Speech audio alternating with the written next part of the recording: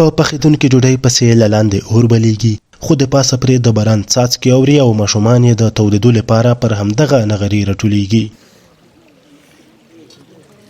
دا د خوست ولایت د ځاځي میدان ولسوالۍ د پلوڅې سیمې هغه لسګونه کورنۍ دي چې د پاکستاني پوځي رژیم د بریدونو له کبله یې له خپلو کورونو کډې بار کړي او د سترې سامې په غرهیزه سیمه کې د بادونو او روانو ورښتونو لاندې په خیمو کې ژوند تېروي. د پاکستان ملیشو د جنگ له امله دلته موږ مجبور شولو، نو موږ هلته موږ سره زور ظلم زیاتی کولو. کله چې د افغانستان د پاکستان په ترمنځ جګړه روانه شوله، د موږ کورونه په نښه کړل، زموږ کورونه ویشتل، موږ ملونه پکې لوړل، موږ کورونه پکې لوړل، موږ شهیدان ویې کړل، موږ زخمیان ویې کړل، نو موږ مجبور شو.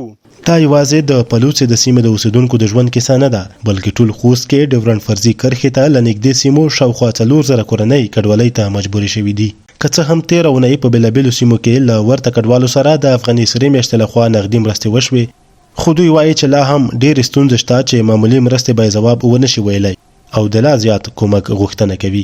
3 ورځې کېږي چې موږ کور کې ماشومه پیدا شوی دی او دغه خیمې کې دغه زندګي کېږي. دا یخ وکسا ولا د کور کې دا اوس دا نن مې شربت ګولې ورته وړل بازار ته تللی وم ملل نشته دی څه زندګي دی بس تېرېږي.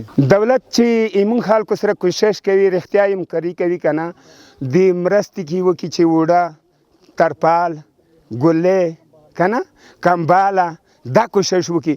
خو ولایتي مسؤلین ډاډ ورکوي چې اداره یې د تیر په څیر هڅه کوي د کډوالو ټولو ستونزو ته رسیدنه وکړي او بېلابېلې مرستې ورسره وکړي. تقریبا 4000 کورنۍ کډوالۍ ته اړ شوي دي. د خوست ولایت مقام رهبرۍ لخوا د دغو کورنیو په شفاف او دقیق ډول سروې ترسره شوې ده چې د لارښود د اړتیا له مخې د دوی سره همکاري شوې ده او د خوست ولایت مقام رهبري به لا هم دغې همکارۍ ته دوام ورکوي.